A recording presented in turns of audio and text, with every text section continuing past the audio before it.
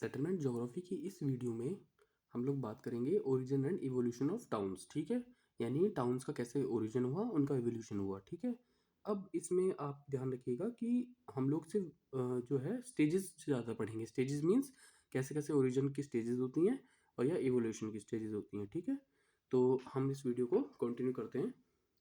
तो अब आप देखिए origin and evolution of towns. ठीक है, पैट्रिक गेडीज आप जानते हैं, बहुत फेमस प्लानर हैं। ठीक है, अर्बन प्लानिंग में लुइस ममफोर्ड, ग्रिफिथ टेलर, ये ग्रिफिथ टेलर वही है, ठीक है, जिनका स्टॉप एंड गो डिटर्मिनिज्म है, रुको और जाओ निश्चयवाद, have a significant role in the study of these stages of growth of studies, यानी सिटीज। किन किन का नाम आता है आपका ग्रोथ ऑफ सिटीज की स्टडी में? Patrick Geddes, Lewis Mumford and Griffith Taylor. Patrick Geddes ने 3 स्टेजेस दी थी, eotechnic, paleotechnic and new technic.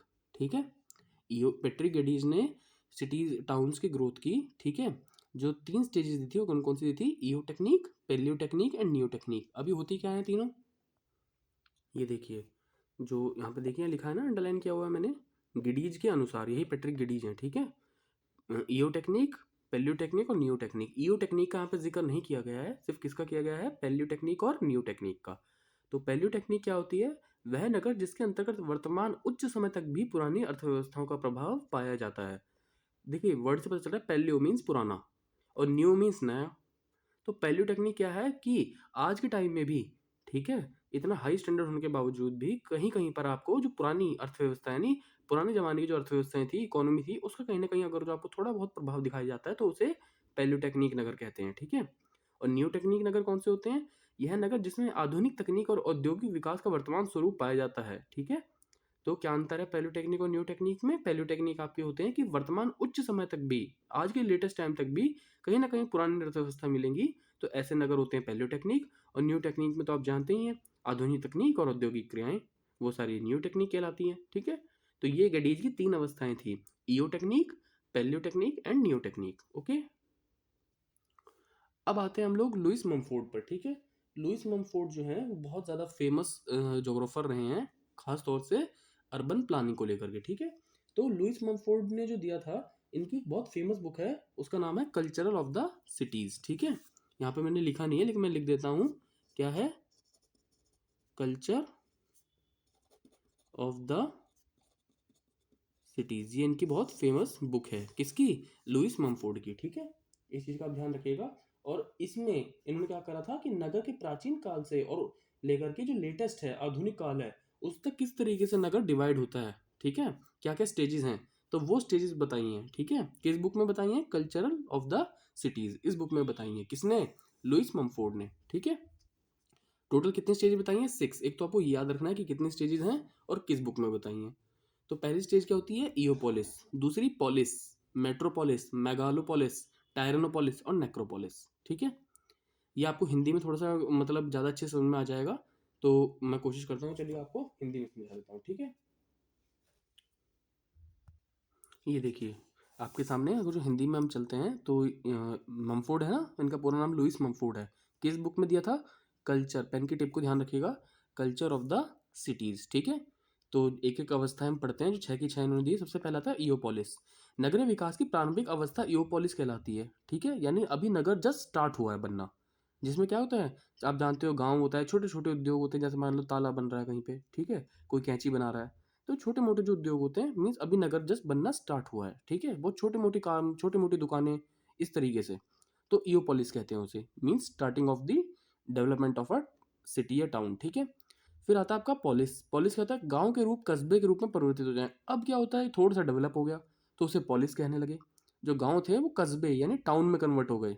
ठीक है, ईओ पॉलिस के बाद आया है पॉलिस। पॉलिस के बाद आता है आपका मेट्रोपोलिस। मेट्रोपोलिस क्या होता है? बड़े बड़े महानगर। आप जानते हैं metropolis, Meerut is a metropolitan city.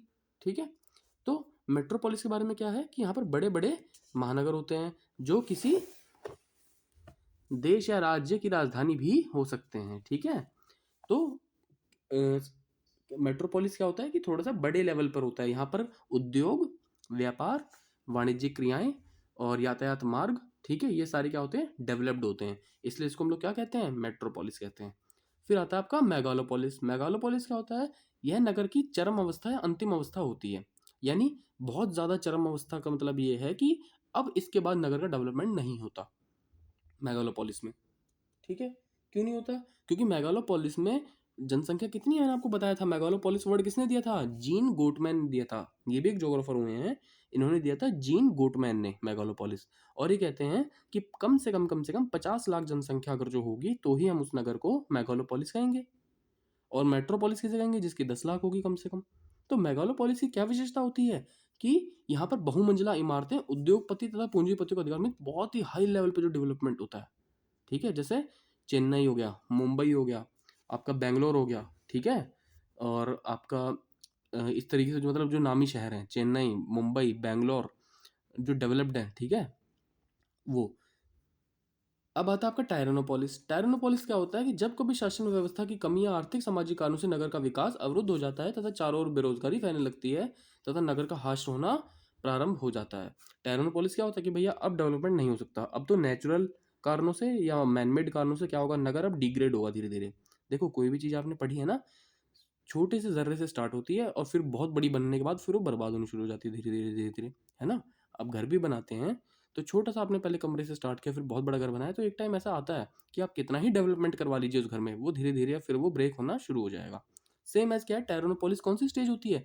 जब नगर का ह्रास होना प्रारंभ हो जाता है, यानी अब नगर में प्राकृतिक कारणों से, सामाजिक कारणों से ह्रास होना नगर का प्रारंभ हो जाता है, तो उसे हम लोग कहते हैं टायरोनोपोलिस। नेक्रोपोलिस क्या होता है?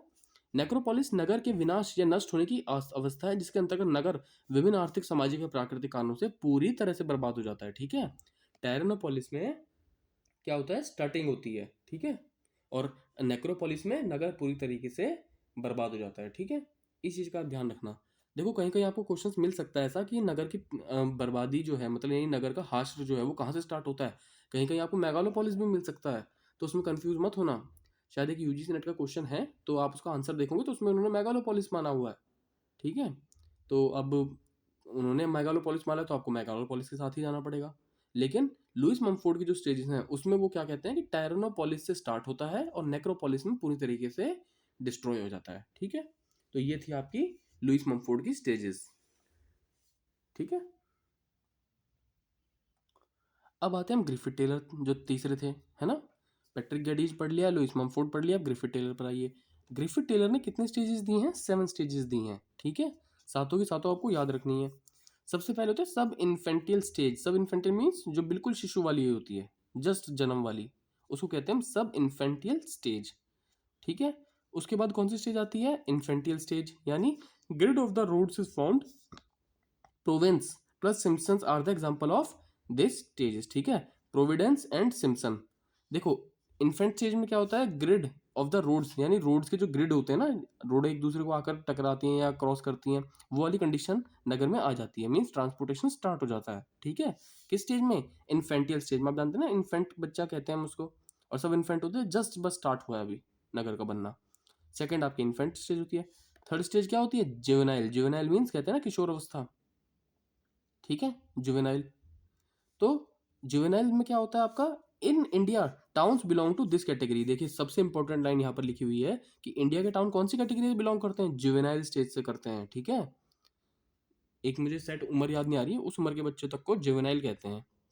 एडोलसेंस आप जानते ही हैं, बोलते हैं ना एडोलसेंट एज आ रही है बच्चे की।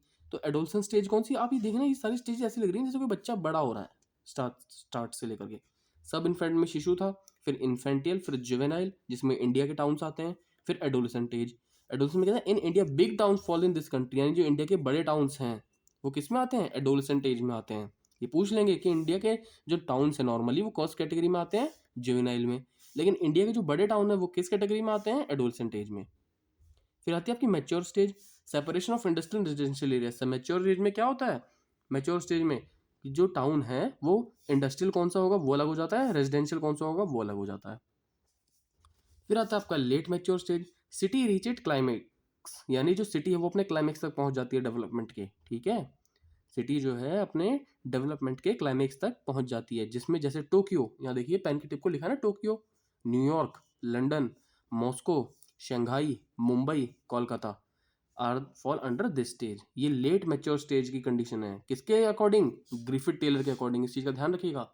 ग्रिफिथ टेलर के अकॉर्डिंग लेट मैच्योर स्टेज में कौन कौन से आ रहे हैं? Tokyo, New York, London, Moscow, Shanghai, Mumbai, Kolkata, जिसमें सिटी अपने क्लाइमेक्स पर है डेवलपमेंट के, अब इससे ज़्यादा डेवलपमेंट नहीं हो सकता। फिर लास्ट में आती है सेनल स्टेज। सेनल स्टेज कौन सी होती है? सिटी डिक्लाइन स्टार्ट, अब सिटी का डिक्लाइनिंग स्टार्ट हो चुका है। यूरोप प्लस अमेरिका और Australia do not have such type of cities, but in ancient Asia like Samarkand, बालाबोखरा, कन्नौज में be placed in this category. यानी ये वो कैटेगरी होती है जिसमें सिटी की डिक्लाइनिंग स्टार्ट हो जाती है, ठीक है। और ये कहते हैं कि अभी तो फिलहाल ऐसा नहीं देखने को मिल रहा, लेकिन कहाँ मिलता था? एंशियंट इंडिया में, जैसे समरकंद, ठीक है, बालाबोखरा, कन्नौज, ये वो जगहें हैं जो उनमें प्रॉपर डेवलपमेंट के बाद क्या हुआ था, ये प्राकृतिक कारणों से, सामाजिक कारणों से तहस नहस हो गई थी, ठीक है। तो ये सिर्फ सातों स्टेजेस हैं, सब इन्फेंट से लेकर के सेनियल स्टेज तक, ये सारी आपको याद होनी चाहिए। इनके अंदर क्या बात कही गई है वो आपको एक बार अंदाजा होना चाहिए, ठीक है, कि इंडिया किस में आ रहे हैं, इंडिया के बड़े टाउन किस में आ रहे हैं, छोटे टाउन किस में आ रहे हैं, ठीक है, इन्फेंट स्टेज कौन सी होती है, सेनियल स्टेज कौन सी होती है, ठीक है। ये मैंने देखी लास्ट में लिखा भी हुआ है, सिटी ऑफ इन इवोल्यूशन, ये बुक किसकी है? गिडीज की है। कल्चर ऑफ द सिटीज किसकी है? ममफोर्ड की है। ध्यान रखिएगा, ममफोर्ड ने जो स्टेजेस दी हैं, योपोलिस, पोलिस, मेट्रोपोलिस, मेगालोपोलिस, टायरोनोपोलिस और नेक्रोपोलिस, ये इस बुक में दी हैं, the culture of the cities. Geddes की अलग बुक है, सिटीज इन द इवोल्यूशन, ठीक है।